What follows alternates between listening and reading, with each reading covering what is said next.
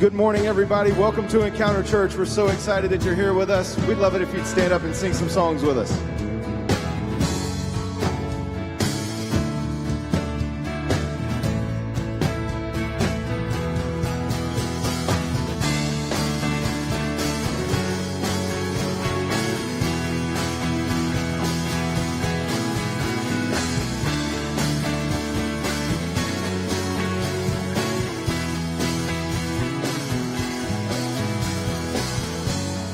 Nothing can separate. Even if I ran away, your love never fails.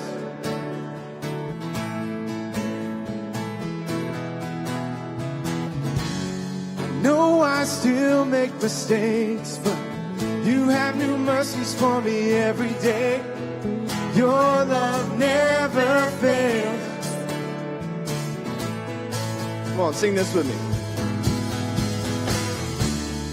You stay the same through the ages. Your love never changes. There may be pain in the night, but joy comes in the morning. And when the oceans rage, I don't have to be afraid. Because I know that you love me. Your love never fails.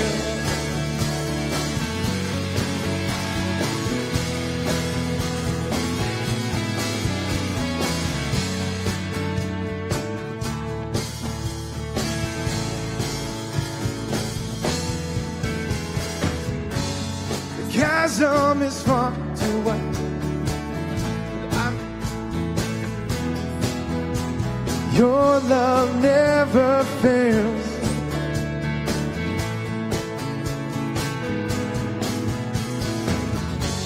The chasm is far too wide. I never thought I'd reach the other side. Your love never fails.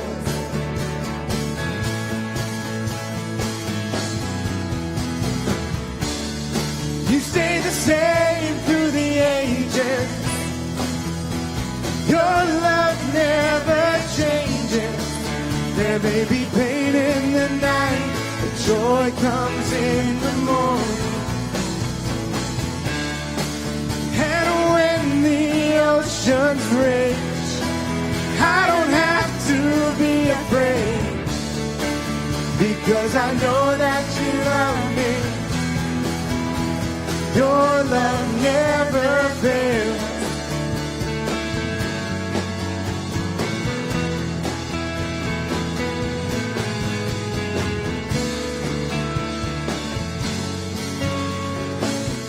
Good morning, everyone.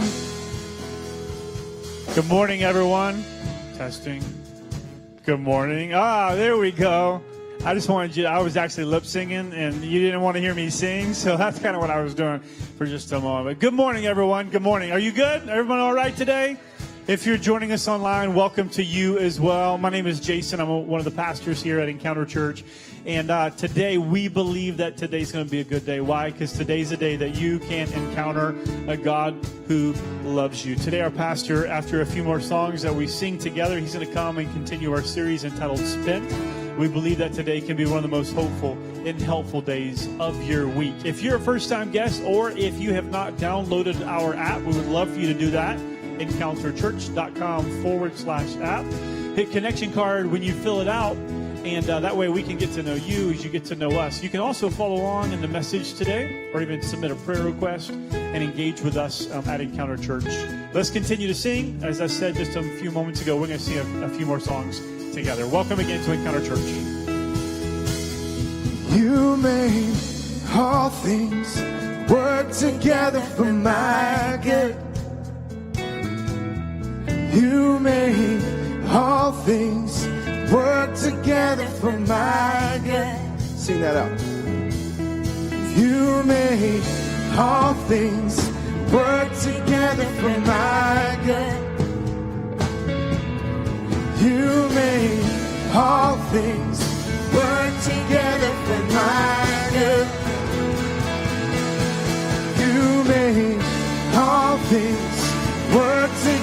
for my good. You made all things work together for my good. You stay the same through the ages. Your love never changes. There may be pain in the night, but joy comes in the morning. And when the oceans rage, I don't have to be afraid, because I know that you love me. Oh, your love never fails.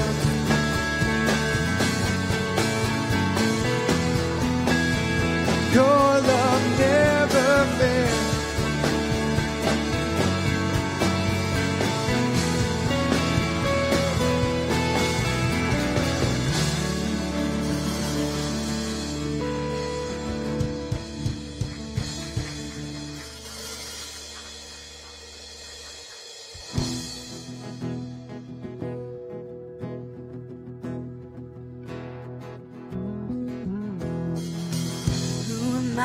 That the highest king would welcome me. I was lost, but he brought me and know his love for me. Oh, his love for me. The sun sets free. Oh, it's free indeed. I'm a child.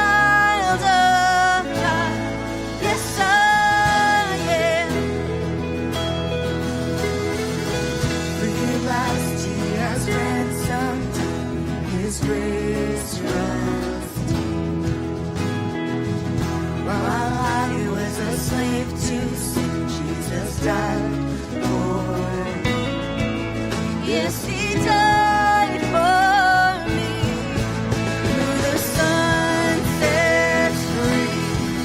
Oh, it's free indeed. I'm a child of God. Yes, I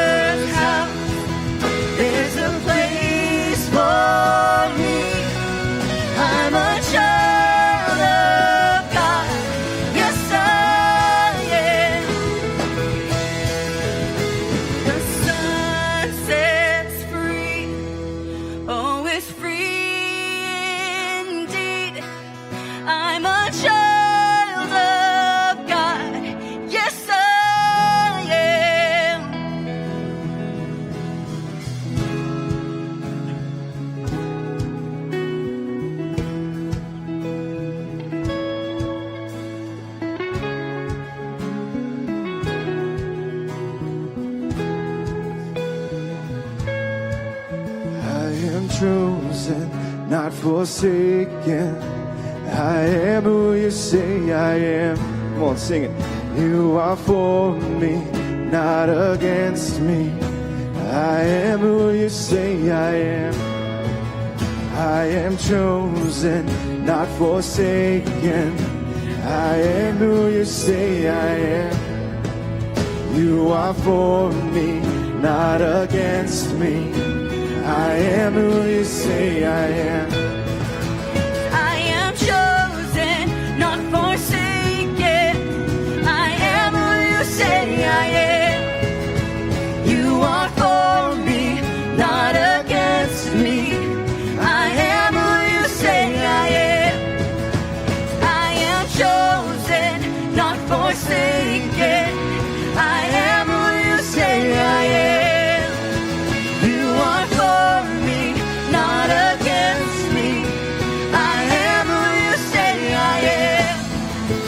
Oh, I am who you say I am. Oh, I am who you say I am. I am who you say I am. Oh, it's free indeed. I'm a child of God.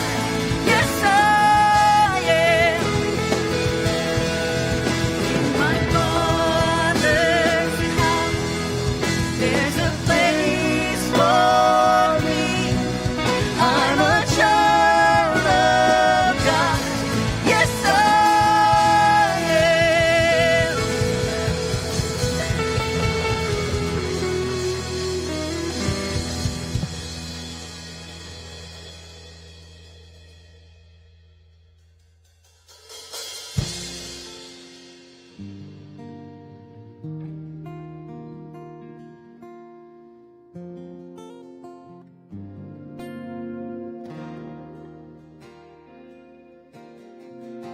I can't go back to the beginning.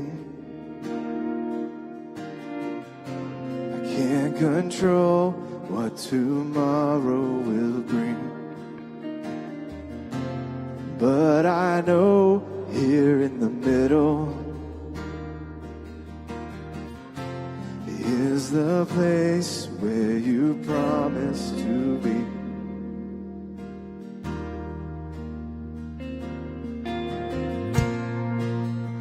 Not enough unless you come.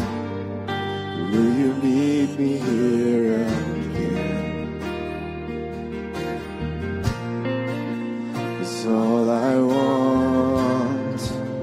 It's all you are. Will you meet me here again?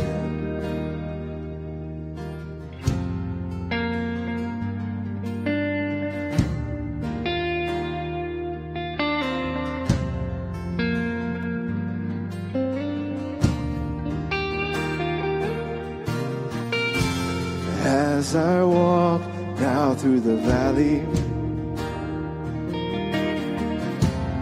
let your love rise above every fear. Like the sun shaping the shadow, in my weakness your glory appears.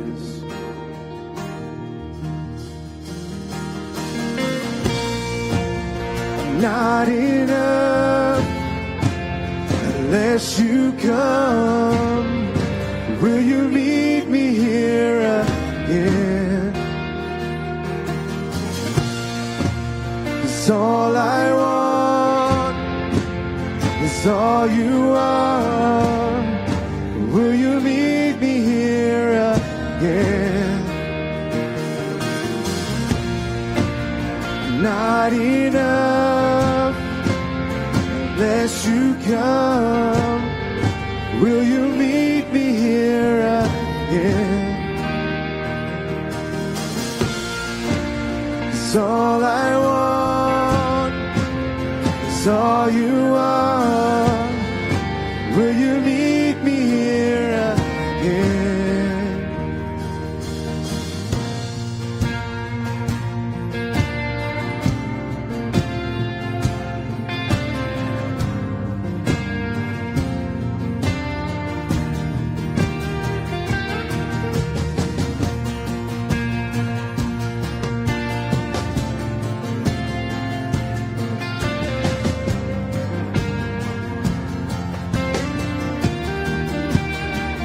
for a minute was I forsaken.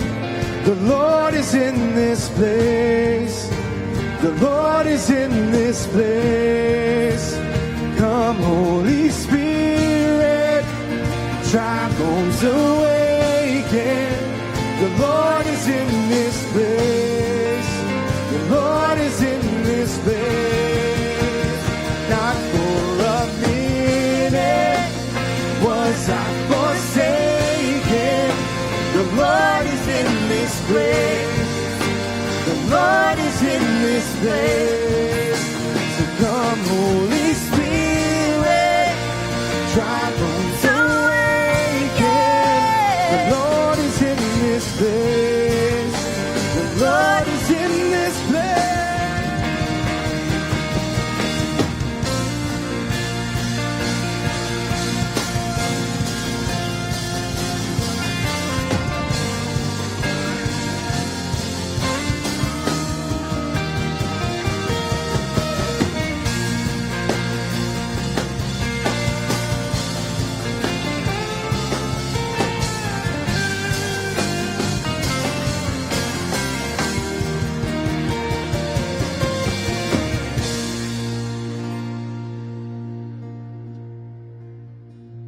Sing this with me. I'm not enough unless you come. Will you meet me here again? Make that your prayer. 'Cause all I want is all you are. Will you meet me here again?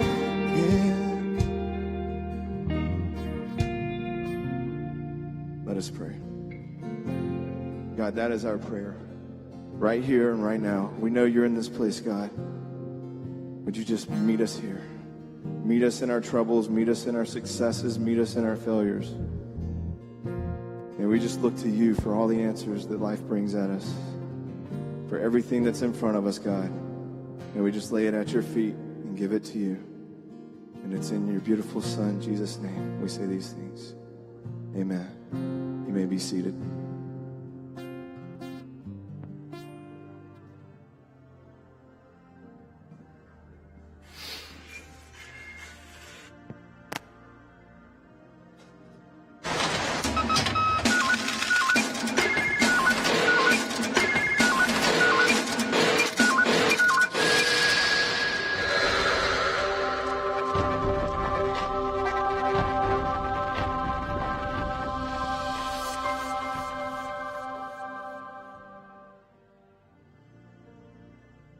Good morning. Welcome to Encounter Church. That thing stresses me out every time, I swear. It doesn't get old. I'm like, man, I'm already stressed out. But it's such a good video emotional capture to this series called Spent. This idea of how do we move past just those places in our lives where we're just done. We're spent.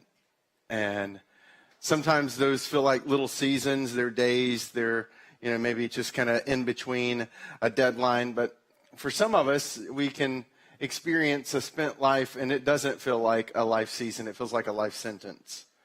Maybe it's in your finances. Maybe it's in your relationships. Maybe it has something to do in your romantic life or maybe with your schedule and your calendar. But the whole month we've tried to unpack and to kind of lean into this question of how do we move away from a life that's spent? And I'm so glad that you're here today because today is one of those, I think, one of the most practical messages in this entire series in an area where many of us understand what it's like to be spent. But before I jump in, I just want to say on this Memorial Day, if you're a veteran and you're in this room, if you are a veteran engaging with us offline, podcast, whatever, we just want to say thank you. There's a really moving picture. Yes. There was this incredibly moving picture yesterday that was circulating on the internet around the tomb of the unknown soldier in the midst of Washington, D.C. All the storms that were coming in, and there's this just beautiful, somber shot of the soldiers, the battalion that guards the tomb of the unknown soldier, bending down to place an American flag at the tomb. And you see all the wind and the rain in the shot. It's just this beautiful picture. And the soldier is like it's not even there. And we just want to pause because we recognize it's easy to take for granted freedom. And there's a lot of us who have lost loved ones, who have sacrificed, and some even serving right now at Encounter Church, who have given and served their kind of amazing sacrificial duty in places that most of us would never pay money to go on vacation. And so just wanted to say thank you before we dive into our message today. We're so grateful for you. I came across this interesting study. It kind of pops up from time to time, probably because it's one of the most fascinating longitudinal studies that have ever been done on human beings, period. Longitudinal studies are where they kind of follow individuals for long periods of time. They're rare because they're expensive. It takes a lot of money to engage with someone for decades and follow the results and to keep asking the questions. And actually, this region is famous for this specific longitudinal study that came out of Harvard. It started around 1938. A group of sophomores going through the college there were kind of pegged, and those 268 sophomores became the base for this study that would continue to unfold. In fact, it still goes on today, over 80 years into the journey. And what this study has shown us has been really fascinating. They've continued to add to this study. They've supplemented it with additional control groups for those who like research throughout the last 50, 60 years. And they've kind of been tracking it. John F. Kennedy, who was actually part of this group, is just one of many. Washington Post editor was a part of it. Alcoholics were a part of it. Criminals were a part of it. Executives were a part of it. As this study unfolded, what was amazing was the kind of the wide subsection of humanity that just played out in front of them. And what they were really trying to understand in this study is they're like, let's follow these 268 people and see if we can learn anything about a life that leads to happiness and health. That was the aim. It's like we want to see what makes a happy, healthy life. And as they begin to track, now 16 of them are the only ones left. They've pretty much exhausted their data set. And a few years back, they started kind of conclusively stating some of the observations. And it was this, that the thing that mattered most across the study around happiness and health, in fact, the single greatest predictor, that when they were in their 80s, they went back and said, is what we've determined, is what we've observed, was it even predictive? So they went back when they were 50s, they looked at the data, and they realized, yes, the presence of this one thing in the life of someone in their 50s guaranteed that they would live longer and that they would be healthier. And it was being bald.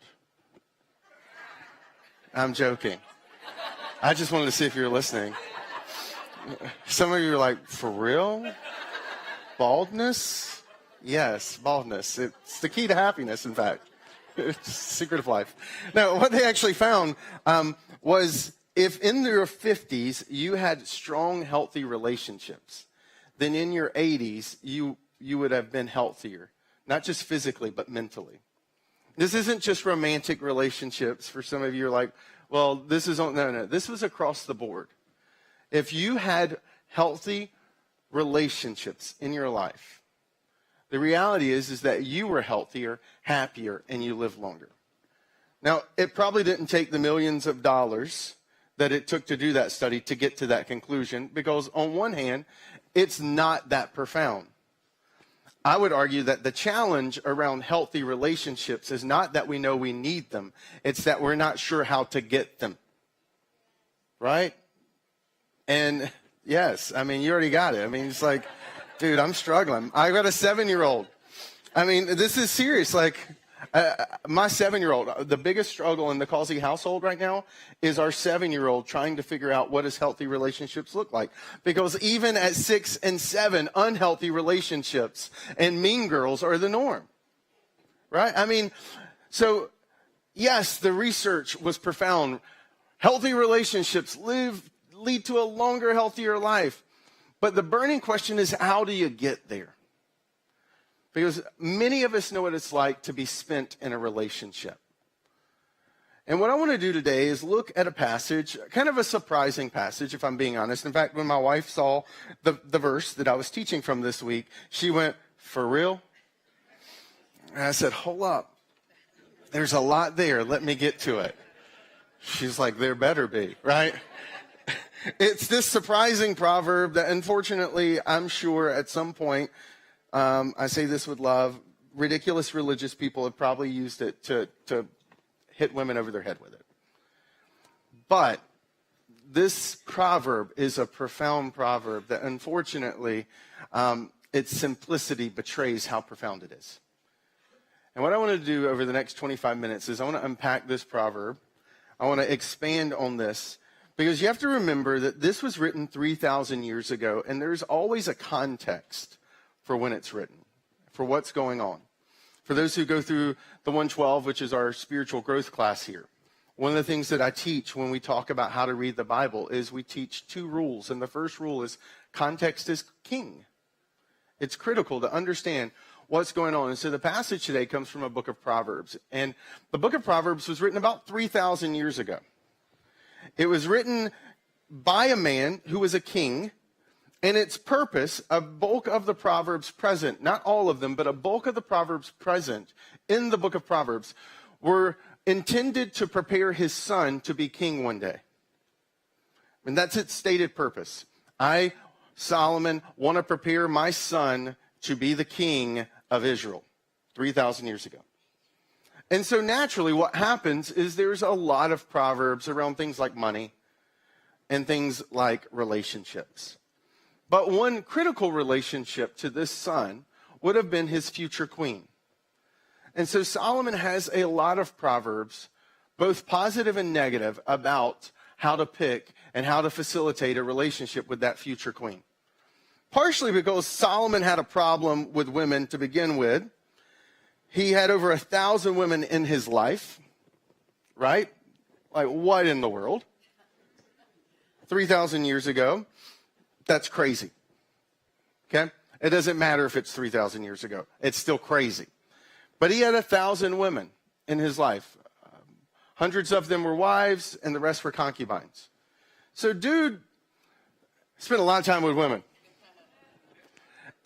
And he came to some general observations that surprisingly had a lot of insight for someone who didn't always have it figured out with the women. And he writes this proverb to his son to prepare him. And in the midst of this proverb is some really helpful advice on how we can have relationships that lead to healthier, fuller lives.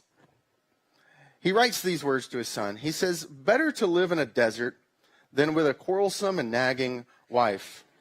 Now you can see why my wife said, "For real? Are you trying to say something?" Like, "No, sweetie, you're the very opposite. You're like my oasis in the desert." Okay? Seriously. You're my oasis, babe. I'm sure there's a song somewhere in there. I will find it, and I'll come back and dedicate it to you. All right? Because I've had the privilege of living in an oasis for almost a decade and a half now. Our anniversary is this week, and I love her more than when I first met her. She is incredible. She really is an oasis. Yes. Some of your kids get loved on by her. Some of you work with her every Sunday. She's phenomenal. And so I was like, "Girl, you know that ain't you. That's everybody else, you know." But I said, "No, isn't that crazy?" Like that proverb, because my wife grew up in a little bit more religious household than I did. That proverb, she heard it growing up, but it was used in kind of a derogatory way around women. It would be used as a leverage, like, don't be a nagging wife. Don't be a nag. And I said, "Oh, girl, this is going to be good today, because we're going to you're going to like this, because I'm about to tear that proverb up. And we're going about the 3,000 year this thing, so we are all on the same page of what this thing really means." Because Proverbs were meant to be memorized, and they were meant to be reflected upon. Solomon really enjoyed doing this with his son. He would give him a fact that on the surface it may almost seem obvious or counterintuitive or silly or like, duh. But the word choice he would use in Hebrew, because this is written in Hebrew, often as you reflected on it, the profundity of it would kind of come out. It's like giving someone an orange when they ask for something to drink, right? I mean, yeah, I've given you something to drink, but you got to work to get it out. This is what Solomon do, because he knows he's preparing a king. He's like, you need to be able to think differently than your peers think. So when you ask me for something to drink, here's an orange. Figure it out. Work it, squeeze it, and eventually you'll get the juice out of it. And this is exactly what this proverb is. It's an orange. But when you work it, what comes out is refreshing orange juice. That does show you how to build an oasis instead of living in a desert. It's found in the words. It's actually, the words are the way. It can sound on the surface that this is just simply a warning. If you meet a nagging woman, son, run from her. Go to the desert. It's better there. But it's not a warning. It's a way. He's showing him something. He's handing him an orange. And the way that you get that is not in the English language. The English language struggles to translate the two Hebrew words that Solomon uses for his son. This isn't about husbands and wives. To be honest with you, this is about relationships in general. It just happens to be the context of a father talking to his son about understanding how to build a dynamic relationship with the future queen. But its principle translates across the board. And the two words, I think, are the challenge. Quarrelsome and nagging are two words that, first of all, even in the English, you and I struggle with. When's the last time you used quarrelsome or nagging? Nagging is one of the, I love words. I have to, like my wife, when we go out, I'll see a fun word, and I'm like, isn't that such a fun word? And she's like, what are you talking about? I'm like, we were in a restaurant one time, and it's like a Danish. And I was like, oh my goodness, Jenny, do you realize, like, if you were like in a European setting and you screamed, don't eat the Danish, like some people would think there's like cannibal tribes wanting to eat Danish people, and other people would hear it and think, oh, dessert pastry. I was like, I love words. And the word nag is one of those kind of words. It just sounds bad. Like, I don't have to know the definition of nag to know it's a bad, it just sounds like, it's like, nag.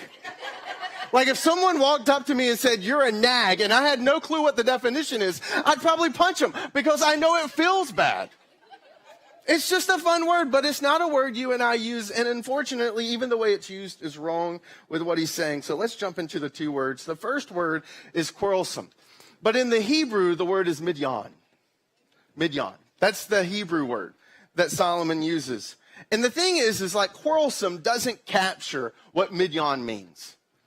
Midyan is a really strong word, right? Like when you're growing up and your parents are like, you know, you kind of like learn intuitively, like there's a system of escalation. When you hear your first name, like it's okay. But when you hear your full name and like kind of an elevated voice level, you know you're probably in trouble and you should start running. Like there's like, you just learn there are some words that are stronger. There's some ways of saying words that are stronger. And midyan is a strong word. It's an adversarial word. It literally kind of comes out to this way of understanding. It means to sit on the opposite side as an opposing force. You would midyan with an army. States, midyan. Providences, tribes, midyan. It means to sit on the opposite side as an opposing force. That's completely different than quarrelsome. I would take quarrelsome over midyan any day. Midyan blows you up. Quarrelsome you walk away from. And what he's trying to teach his son is like, son, here are two dynamics that can play out in relationship if you're not careful. It's that moment in a relationship where conversation turns into conflict. Where something silly, like a dishwasher or an email or your car inspection sticker that hasn't been updated, turns into midyan, where now it's like battle forces and warfare. It was words to begin with. Simple, small words, but now it's warfare. And in warfare, you don't care about the casualties. And this is what midyan looks like. you turn in your word exchange into a war zone. And I don't know about you, but I've never met anyone who likes waking up in a war zone. And Solomon's trying to teach his son about war zones in relationships. Because they happen, don't they? They happen quick, they happen unexpectedly, and they happen over ridiculous things. And they happen in how you respond. This is the brilliance, right? This picture of standing on the opposite side as an opposing force kind of shows this kind of conflict, adversarial stage. John Gottman, in modern research, is essentially 3,000 years later, unpacking what Solomon stated that day with the word midyan. John Gottman had noticed that in relationships, he calls them emotional bids. An emotional bid is when you whether it's romantic, non-romantic, whether in work or play, it's a kind of a request is made. It may be something silly like, could you take out the trash? It's an emotional bid. And how you respond is critical. In fact, there are 3 ways that you respond to an emotional bid out of his research. You acknowledge it, you attack it, or you ignore it. So the trash example, take out the trash. I took it out last week. When are you going to do it? Okay, that's attack. Can you take out the trash? Walks through the apartment. Walks back through, grabs the keys. Can you please take out the trash? Opens the door, walks down the steps. Okay, I guess not. That's ignore. Acknowledge is yes. Yeah, I will. Thank you. Right? That sounds really simple, but I'm telling you, this is where we mess up. Like, let's just be real. All of us still are channeling our inner 7-year-old trying to figure out relationships. All right? We may look older. Some of us may have less hair, but we're still all 7-year-olds trying to figure out relationships when it comes down to it. I don't care how smart you are, how wealthy you are, how poor you are, where you came from, relationships are hard. And it begins in the response to the relationship, because in your moment of response, you will do 3 things. You will acknowledge, you will attack, or you ignore. And the second 2, attacking or ignore, are basically the same thing. In relationships, it turns out neutral is negative. In fact, John Gottman, what made this research so profound was that John Gottman, in the realm of romantic relationships and marriage, actually found that when the first is not present and the second 2 are the predominant kind of ways of responding, the ignoring or the attacking, and attacking can be subtle. It doesn't have to be full-out attack. It can be passive-aggressive attack. That when those last 2 are present, it's almost a guarantee of divorce. 83% chance of a divorce if you see, in a relational context, romantic speaking, if you see the play out of attack or ignore responses to emotional bids. And an emotional bid, I'm telling you, they're simple. They can be, hey, can I grab you a cup of coffee? It's in the subtle details. But for those who have a 5-to-1 ratio, this is why I love researchers, because they figure this stuff out. If you have a 5-to-1, positive over negative or neutral, then you tend to be in that kind of like group of the healthiest relationships. The nuance of how you respond matters. And this is what Solomon's trying to teach his son, is midyan. You want to avoid the moments when your conversation turns into conflict. And how do you do that? Well, here's the basic gist, and this is something my wife and I still do. This is something I do with my daughter, or I do in counseling sessions when it gets a little intense, is I acknowledge the who that is speaking to you. This is kind of like acknowledge the who that's speaking to you and address the what that they're talking about. Acknowledge the who, address the what. Because what happens with midyan is you lose the what and it becomes about the who. So, for example, let's say it was something small, like taking out the trash. And let's say, we're arguing about this thing, and this is the thing that we started with. It's the trash. Can you take out the trash? Well, why can't you do it? I'm busy. I'm running late to work. Can you just take out the trash? I mean, it's not that big of a deal, right? Now, the response is probably not, you're right. because I don't have anything I've got to get to either. So how about I take out the trash and you go do whatever you're doing, because clearly your life is more important than my life. Well, I wasn't saying that my life is more important than your life, but I have a 9 a.m. and I don't think you have a 9 a.m. today. Well, I do have things to do. Well, I'm not saying you don't have things to do, but I'm just saying, could you do this one thing that you're already halfway through? I mean, if you pull the bag up and you tie it, you've almost done most of the work for it. Right? And so what happens is this is going on, and then eventually the what kind of starts to disappear, and now it's about the who. Now we're attacking each other. Now you're lazy. And now you're bad at scheduling and managing things. I mean, it just... Why? Because the what that you were originally talking about has kind of drifted into your peripheral, and now it's the who. Thank you, Beef. Awesome. Thank you. Right? I mean, like, this is what we do. The who gets replaced by the what. And when that happens, warfare breaks out. Because now you feel personally attacked. Now you start to say things, and shortly after, that little bottle drifts away and the what disappears and the who is the thing. Next thing you know, you're talking about mother-in-laws, people's families. You're bringing up things from 17 years ago. I mean, like, that happens. It devolves so fast. It's midyawn, right? You're no longer standing side by side dealing with the issue. You are standing opposing one another, and you've become the issue. And in our relationship with Jenny, this is seriously something I'll do. When I sense that we're starting to lose sight of the what, I will physically reorient my body. So if we're sitting across the kitchen table and we're talking about finances, right? Because that's like the guaranteed way to keep the fire alive in any relationship. You know, and we're talking about finances across the table, and, you know, and Barry White, you just turn it on because you know that's where it's headed, because it's just that alive for the relationship. No.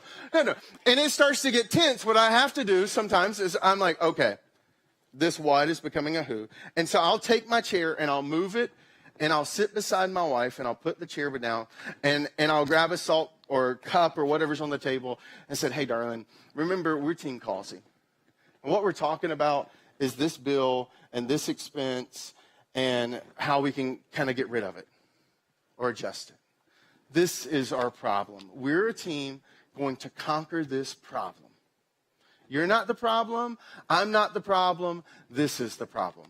I just thought I should probably say that out loud, because I feel like we were starting to treat each other like we're the problem, when in reality, it's the problem. And we are really good at conquering it's that come against us. Now, that subtle shift prevents the mid-yawn from happening. And now, all of a sudden, you are standing beside the person. And you can hit Barry White, because now you've completely disarmed something that could have blown up in your face. This is that mid-yawn concept of being able to be careful about the shift from the what to the who and reorient it back that way. And that's why he's saying, look, you need to avoid the situation where the what becomes a who. And then he goes on and he says the second thing. He makes the point, you should also, the nagging word, right? This, and nagging wife. Like, nagging, like I said, is such a really, really weird word. Now, if you happen to be a parent of a toddler, you have a perfect visual of what nagging is. It's mommy, mommy, mommy, mommy, mommy, mommy, daddy, daddy, daddy, daddy, daddy, right? And you know that something in you snaps when you hear your name 17 times in a row. Because that should qualify as some violation of some Geneva Convention, because it's torturous. Okay, so it is understandable that you snap on the inside. But this is not what this word is about. While that is bad, this is worse. And why the English translators chose the word nag, I'm not actually sure. Because nagging doesn't carry the weight of this word. It doesn't unpack the nuance of what's going on underneath the surface. You see, this word has nothing to do with the persistent annoyance of someone having a request with you. What this word actually points to, because it can be a noun or a verb. In this situation, it's a noun. But in its verb form, it's actually a little bit clearer in its intention.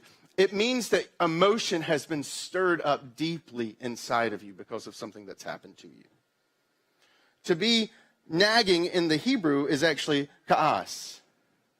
That's the Hebrew word. And what it points to is a deep emotional hurt, not a persistent, irritating, annoying, repetitious. It's actually about the emotional hurt lingering underneath the surface of the relationship. If the first of his advice to his son is about how to reorient himself when conflict breaks out, this is more about being able to understand and to hear and to empathize in the first place when emotions spill out. You see, emotions are a silly thing. Honestly, most of us never learn to deal with our emotions. Most of us don't even have a really good vocabulary for our emotions. Maybe you grew up in a household and you would cry in the midst of being punished, and your parents would say something, if you keep crying, I'll give you something to cry about, which is like the worst thing ever, because it was like, and you're like, but I can't stop crying. Like, that makes no logical sense. What are you doing to me? Like, but I mean, you learn growing up, like, stop the emotion. You better stop right now. If you don't stop crying, it's like there's actual way of speaking without moving your mouth. It's like when you get angry, we all become ventriloquists. It's amazing. Can't do it when you're not angry, but when you're angry, you can make it look like that cereal box is telling your child to stop crying, or you're going to give him something to cry about. And it's because, like, you've got something going on the inside. There's some emotions being stirred. But emotions are not the point. They are supposed to point to something. They're supposed to direct us towards something. Emotions are not the end. They're a means to an end. And this is the challenge, because we haven't unpacked emotional vocabulary, because we haven't spent time learning how to understand what emotions are there for. We feel an emotion and therefore we respond. But emotions are like indicator lights on your dashboard. They're meant to tell you something about what's going on underneath the hood. When check engine light comes on, that's an emotion for your car. And it's meant to tell you, hey, explore this because there's more there. Emotions are pointing to something, and oftentimes what they're pointing to is underlying needs or unmet expectations. But because oftentimes we respond to emotions, we don't interrogate them, we skip over the underlying needs or the unmet expectations, and we just plow through. And what happens is you bring a fully emotionally charged individual, and it's chaos, and then chaos leads to midyan. And the what becomes the who, because you're emotionally kind of charged, and you're feeling all this coursing through your blood. Instead, he's trying to teach his son, hey, step back. As a husband, if you see this play out in your relationship with your wife, or if you see this play out with your son or daughter or your roommate or your friend, hit time out and say, hey, what's going on? I'm sensing a lot of emotion right now. It seems you're really angry. Can you help me understand why? Instead of, what happens is, right, when it doesn't matter. You don't even have to know somebody. I mean, when you're driving down the road and someone calls you, like, you know, a word I can't repeat on this stage and gives you one single finger. I don't know why why the longest finger is offensive. But for whatever reason, when someone waves at you with a really long finger, stuff happens on the inside. And you feel angry and you're like, they're a moron too. And you tempted to wave back with that long finger. Right? I mean, because emotion tends to react and it tends to prompt more emotion. And he's like, time out. Chaos. Why is it there in the first place? Emotions are pointing to unmet needs. And when you have feelings because needs are met, this is what it feels like. Affectionate, confident, engaged, inspired, excited, exhilarated, grateful, hopeful, joyful, peaceful, refreshed. Those are all emotional states you feel when a need has been met. You may not even have been aware that there was a need. Maybe it was a need for connection. Maybe it was just a need to be loved. Maybe it was a need to be heard. Maybe it was a need for safety and security. Oftentimes what happens in financial moments that cause the breakdown is that there are underlying needs of safety and security and control that are devolving right and dissolving right in front of your eyes through your checkbook, and you don't know what to do, and all the emotion wells up in you because now you feel like your security and safety is being taken out from underneath you. And none of us ever dream of living under a bridge covered up with a cardboard box. Like, that is on none of our bucket lists, and yet we start to feel that need being violated, and a strong emotional response spills out. But we're not sitting there saying, hey, sweetheart, I just want to tell you right now, I'm having really strong visual images of us living under a bridge together. And while I really like you beside me in a bed, not a cardboard one.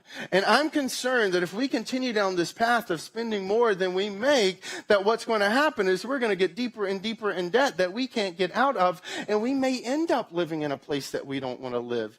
And as great as it'll be to live there with you, I'm pretty sure that neither one of us would really be happy if that's the case. Like, no, we don't say all of that. We don't say, here's my need that's currently being violated. We lash out and we're like, what's your problem? I'm going to take your credit card from you. You obviously can't spend. Or you set up some kind of bill pay system inside your home. Or some kind of or, hey, if you're going to spend more than $150, I want you to sit in this paperwork and fill it out and send it to me. Right? And you're like, no, this is horrible. Why? But because there's this need being violated. So when you have an emotion, the best response is not a you made me feel, but a I feel sad or I feel scared with a because, right? Because you want to get to the need, because emotions are indicators. Because I feel sad because our financial situation is exposing my need for safety and security, and I don't feel like we're very secure right now because we're just one blown tire or one sick child away from a really stressful situation. And I wake up in the mornings and that's all I think about is our financial situation. But what it's really doing inside of me is I don't feel safe. And so when you're able to unpack that, then you're able to say, so, and then you make a request, a specific, solid request for what's going on in the midst. So could we talk about big purchases so that we're on the same page? It's the same exact same thing as you putting in purchase orders into your relationship, but it comes across a whole different way because you're saying, hey, let's talk through big purchases so that I feel safe and secure, and you are also feeling whatever that purchase was aimed at, right? Because when you're not having your needs met, the feelings that come up are fear, annoyance, anger. You start to feel like you want to avoid certain people or certain conversations. There are some conversations, let's just be real, there are some conversations, romantically and non-romantic relationships. There are some conversations you won't go that you know you need to, because it's so emotionally charged for you. It's so hot and it's so kind of just raging on the inside. But you haven't done the work of identifying the need that's underneath it. And every time you've tried in the past, it blows up. And so you just hold it. You won't talk about their habits. You won't talk about what they're doing on the weekends. You won't go to certain places. And we miss out on what relationships were meant to do for us. Embarrassed, disconnected, fatigued, sadness, vulnerability, tenseness. Those are all emotions that rise to the surface when your needs are not being met. And so it's really important when you feel a feel to know why it's there. What's real is the need underneath. And you want to interrogate and figure out what that need is so that you can express that need and point. So let me give you a work example. So let's say your boss comes to you and they're like, it's like 4:45 p.m. on Friday. You've got a presentation Monday at 9 a.m. and they're like, hey, I was looking over your proposal. The proposal I sent you a week ago? Yeah, I just got to it. So I was looking over it and there's a problem.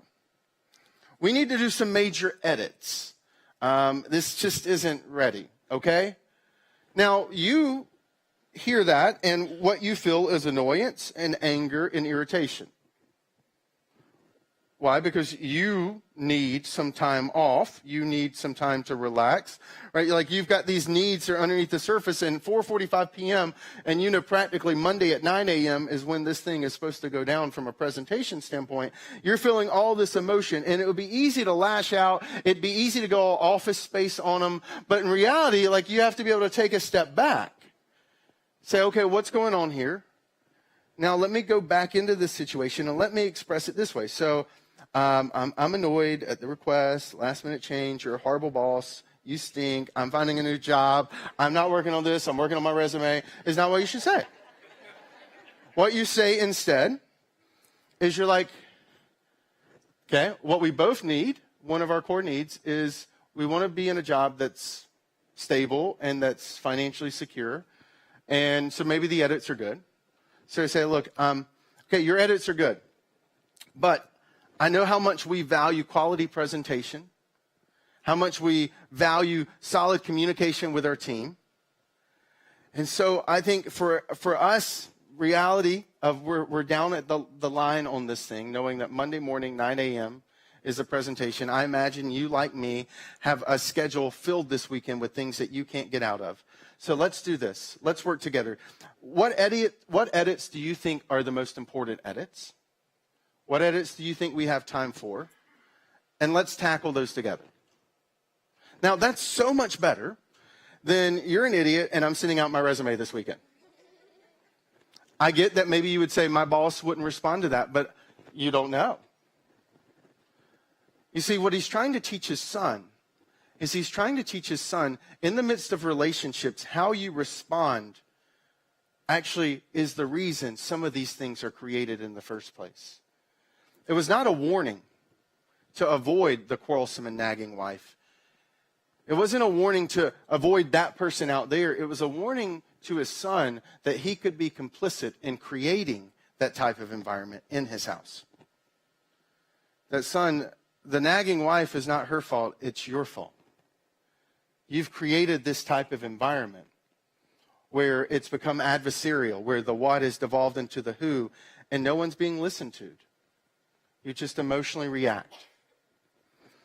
But the other part of this, I think that's actually really inspirational, is that Solomon was telling his young son this proverb to be memorized because what he wanted his son to internalize was the fact that he can work hard to create a relationship that doesn't become this. He's trying to teach his son, there's an option. You can live in the desert or you can live in an oasis. Which one do you want to have? And because relationships are hard, because you don't drift into great relationships, you have to work towards it. You have to work on it daily, diligently. This proverb was meant to light a fire inside of his son in those moments when he was feeling lazy, when he was wanting to kind of hit cruise control and let the relationship coast for a little bit because life was busy over here. It was a call to say, don't dare hit cruise control. Step back in, because you're either building an oasis or you're building a desert. And son, which one do you want to live in?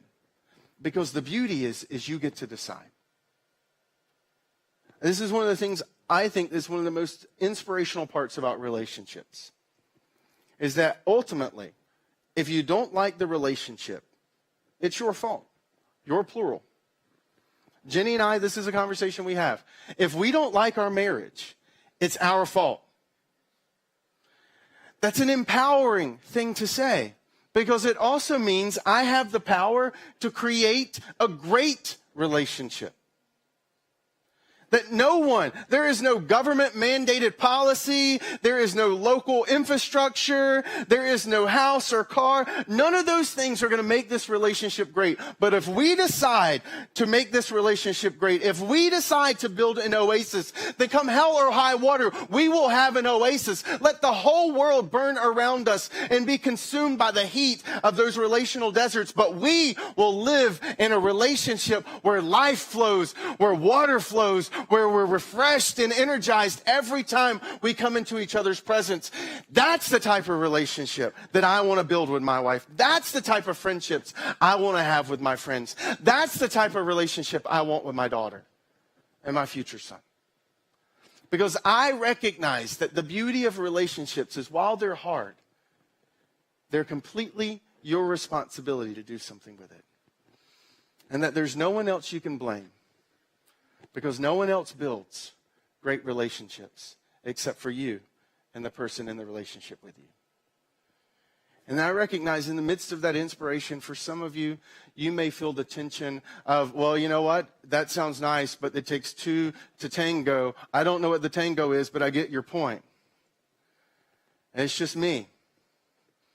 What do I do with my son or my daughter? What do I do with my spouse? What do I do with my coworkers? And I would encourage you to take your cue from what we see Jesus do.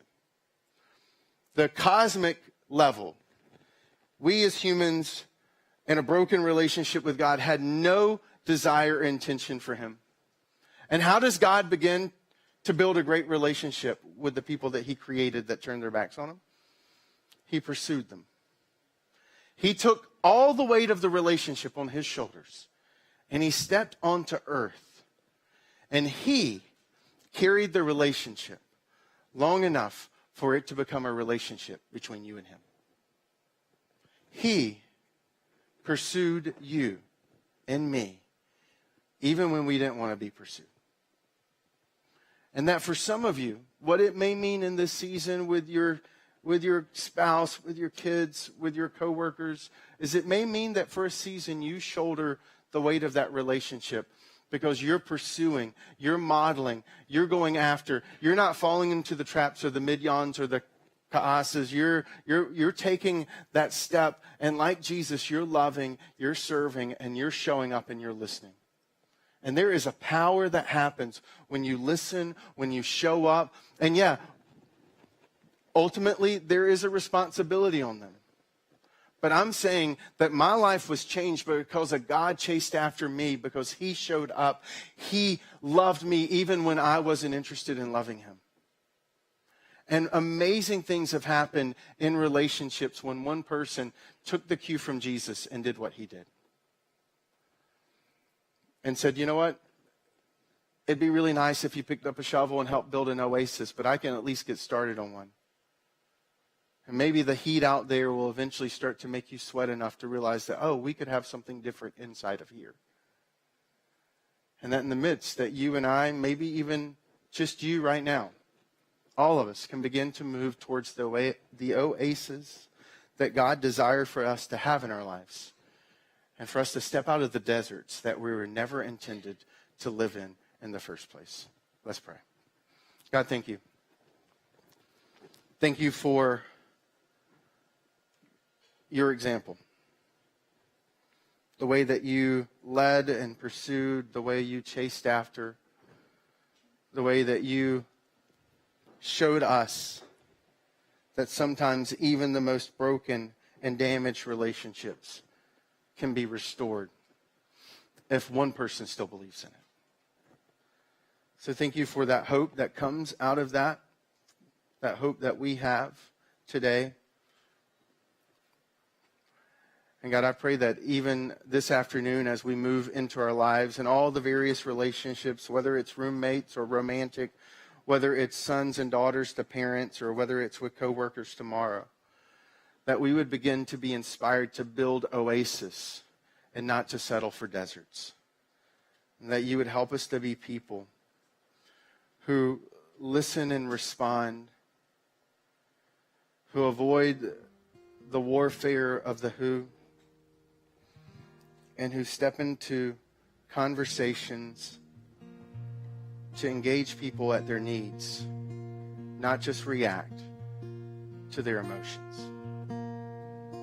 So thank you for your patience with us that inspires us to be patient with others. And thank you for the potential that's possible in all of our lives, in all of our relationships. And may you stir within us the faith to take that step to move into that type of relationship. And it's in your name, Jesus, that I pray. Amen. I want to thank you for being here today. we're going to close out today the same way we close every single week at Encounter Church. We really do believe that this can be one of the most helpful and hopeful hours of your week. And before we jump into life, we just want to carve out some time for you to unpack. There's probably some things you heard today that you can take some action steps with, that you can move into your life and put it into practice. And that's where the bottom of the message notes, it says, what did I hear today and what is this going to do for my life? Like, what am I going to do with what I heard? It may be that in the song that we're about to hear, you're sitting there and you're just taking a few notes of like, what is this going to look like this afternoon? For some of you, it may be that you're in a relational situation where it's just you and you're not sure what this thing looks like. And quite candidly, you need faith and you need hope to believe that it can be different. And your response may be in the midst of this song, a song that calls us to take steps of faith and a song that calls us to lean in and believe that God can do amazing things even when we don't feel like it. And your response may be just to read the words or sing to this song and say, God, this is my prayer. This is what I want to see. This is what I want to experience in my life with my kids or my spouse, my coworkers. And while you're standing, you'll notice some people moving around. And the reason why is that while the app is a wonderful thing, we recognize that some of you, when you were handed that paper connection card, that's the way that you want to connect. That's the way you want to share how we can pray for you, how we can step into your situation. Our team would love to personally pray for you by name, with the person by name, in a confidential way. And it may be that you just write that down and you drop it in the basket as our team passes around, or you put that in starting point inside our app in the prayer notes. It's also during the moment where where those who call Encounter Church home, we carve out that moment to practice our generosity. Maybe you're like our family, we do it through the app, or maybe you physically give through the basket, but I just want to thank you in advance. Your generosity paves the way for us to do this every single week and to do beyond just this in our community and around the world. And so I want to thank you. Thank you for being here today. Thank you for sharing your time. Thank you for sharing your attention. And I pray that in the midst of this last hour that you'll have found inspiration and instruction for how you can begin to live in a relational way. Just let's stand. The band will lead us, and as we sing.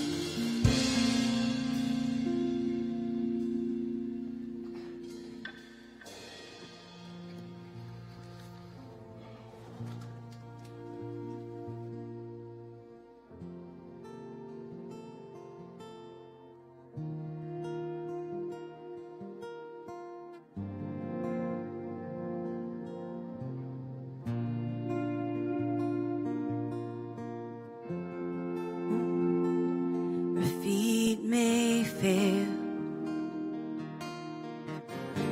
and there I find you in the mystery, in oceans deep, my faith will stand, and I will call upon your name, and keep my eyes above the waves. When oceans rise, my soul will rest in your embrace. For I am yours, and you are mine.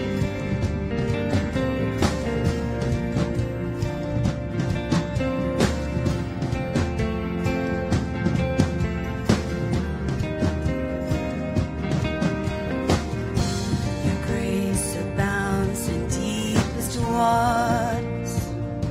Your sovereign hand will be my guide.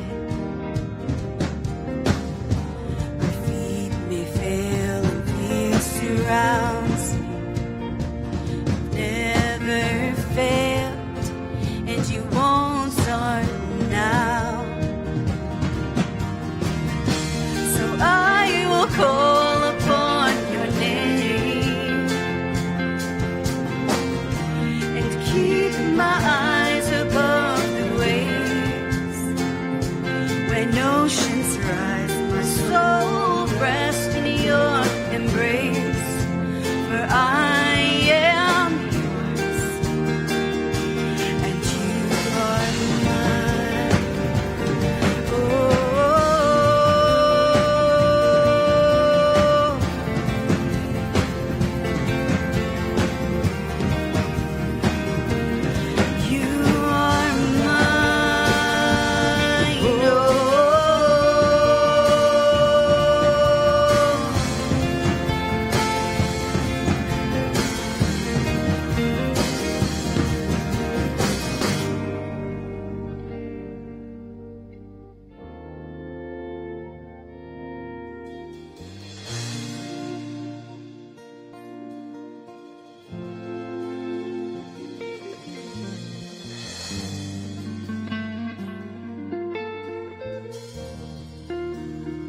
feel comfortable, would you lift your hands?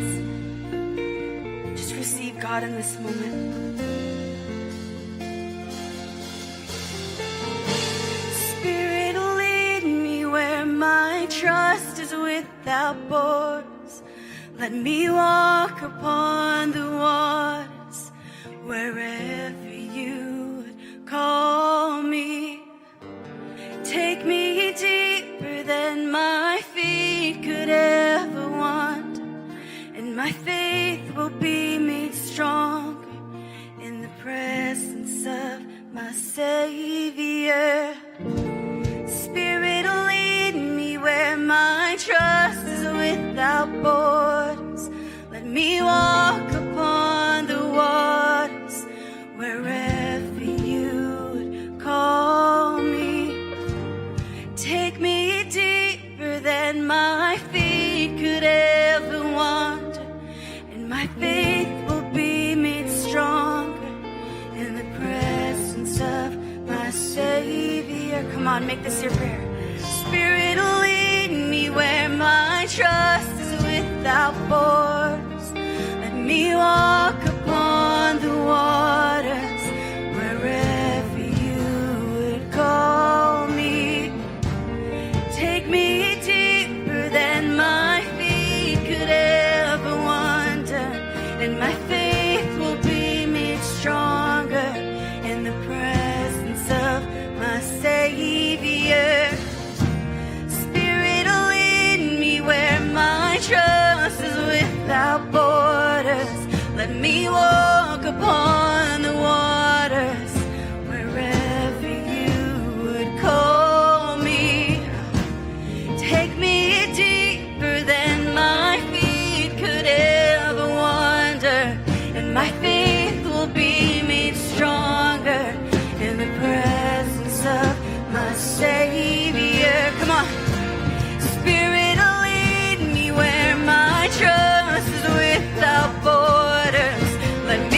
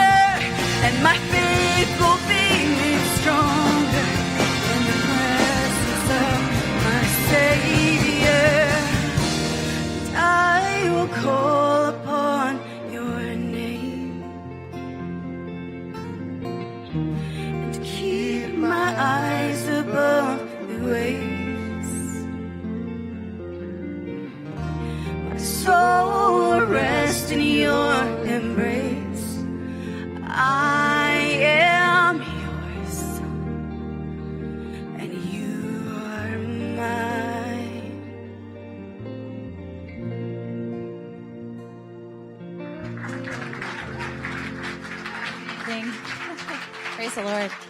Thank you for being at Encounter today. We hope today's message on communicating with those around you really encouraged you and gave you a new perspective on how to change that desert into an oasis. As you leave today, feel free to stop by Starting Point if you have questions about who we are, looking to get more involved. I also want to let you know there is a class coming up in June called Money Talks, June 2nd and June 9th from 2 to 4 p.m. If the words financial margin or expenses or budget brings you anxiety, this class is for you. Or maybe you just want to gain in some knowledge in what your finances could look like. We have 2 financial gurus right here from Encounter Church that are going to be leading that class. One of them happens to live under the same roof as myself, and I'm making him a shirt that says, "So I ran the numbers." I hear that about 10 times a day. So he's going to be sharing some of his knowledge with you, along with one other wonderful individual who very knowledgeable in the basis of finances. They're going to be sharing with you. It's going to be an amazing time. We'll also have a Q&A at that class. You don't want to miss it. You can sign up in the app or at Starting Point as you leave today. Have a wonderful rest of your Memorial Day weekend, and we hope to see you again next week. Take care.